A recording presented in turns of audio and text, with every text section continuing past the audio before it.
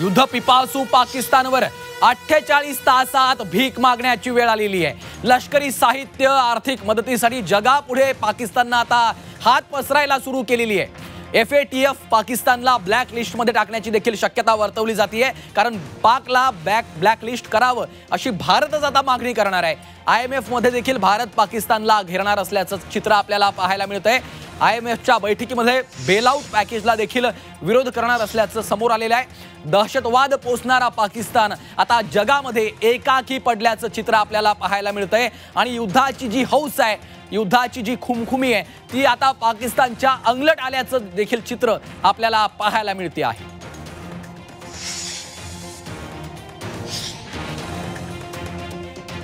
पुन्हा एकदा जाऊयात, सतीश ढगे आपल्या सोबत आहेत। ढगेजी, आपण पाहतोय एकीकडे सातत्याने पाकिस्तानकडनं धमक्या दिल्या जात होत्या, पोकळ धमक्या दिल्या जात होत्या, मात्र दुसरीकडे या पाकिस्तानवरच आता 48 तासातच भीक मागण्याची वेळ आलेली आहे। म्हणजे तुम्हाला इराणकडे ड्रोन मागावे लागतायत, वेगवेगळे लष्करी साहित्य, आर्थिक मदत देखील तुमच्याकडे नाहीये, आर्थिक कुवक नाहीये, तरी देखील युद्धाची भाषा का करावी लागते? अशा वेळी आता जागतिक स्तरावर, आंतरराष्ट्रीय स्तरावर पाकिस्तान एकाकी पडले।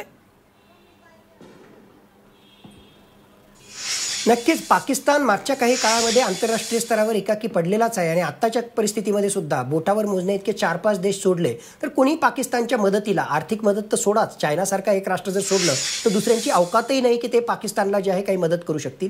काही अंशी थोडीफार शस्त्रास्त्रांची मदत तुर्कीच्या माध्यमातून आणि इराणच्या माध्यमातून काही थोडीफार मिळू शकते अशी शक्यता आहे। तेही कितपत देतील याविषयी प्रश्नचिन्हच आहे। पण खऱ्या अर्थानं पाकिस्तानची आज घडीला सगळ्यात दुखती नस जर काही असेल तर ती म्हणजे पाकिस्तानची गर्तेत जाणारी अर्थव्यवस्था।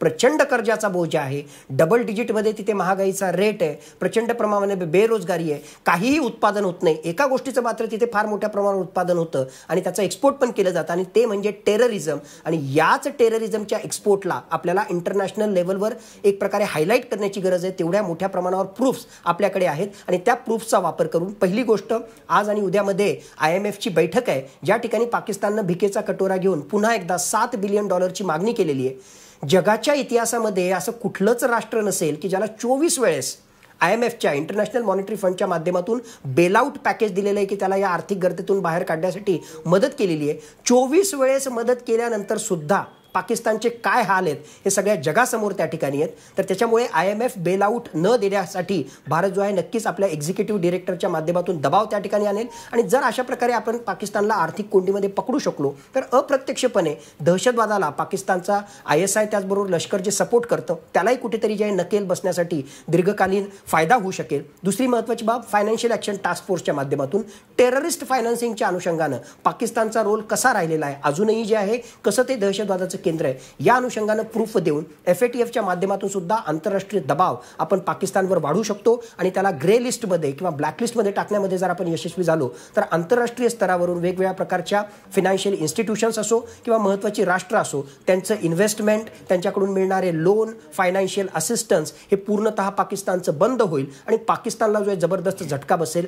IMFचं बेलआउट पॅकेज मिळालं नाही तर जे आत्तापर्यंत एवढा मोठा कर्जाचा डोंगर पाकिस्तानच्या डोक्यावर आहे त्याच्याशी संबंधित इंटरेस्ट सुद्धा देण्याची अवकात पाकिस्तानची राहणार नाही आणि खऱ्या अर्थानं पाकिस्तान दिवाळखोरीत जाईल आणि बाकीचेही सगळे फॅक्टर एकत्रित कन्सिडर करता पाकिस्तान अराजकतेकडे जाऊन त्याचे जे तुकडे तुकडे होण्याकडे जे वाटचाल चालू आहे त्याला आणखीन एक मोठा पुश या सगळ्या घटनांच्या माध्यमातून मिळेल। निश्चितच ढगेजी, त्यामुळे आपण पाहतोय जागतिक पातळीवर देखील आता पाकिस्तानचं कंबरड कशा पद्धतीनं मोडलं जातंय हे पाहणं महत्त्वाचं। एकाकी पडलेलं आहे। पुन्हा एकदा तुमच्याकडे येतो एक